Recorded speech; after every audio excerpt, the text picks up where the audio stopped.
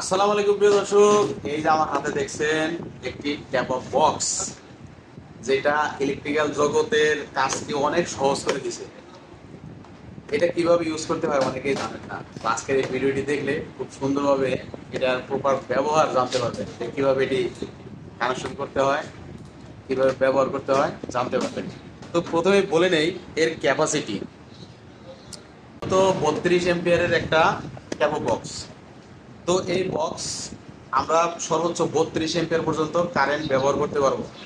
চাইলে কম করতে পারবো, কিন্তু বেশি করা যাবে না। বেশি করলে এই সেলগুলো ক্ষতিগ্রস্ত হবে।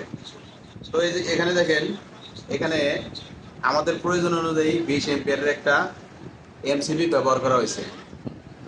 এটা আমাদের যে মেশিনে ব্যবহার করা হবে সেই মেশিনের ক্যাপাসিটি অনুযায়ী।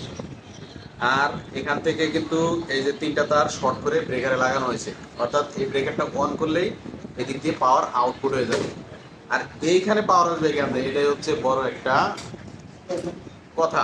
এই দেখেন, এই মাথায় চারটা পয়েন্ট আছে। এই চারটা পয়েন্ট কি? তিনটা ফেজ, একটা নিউট্রাল।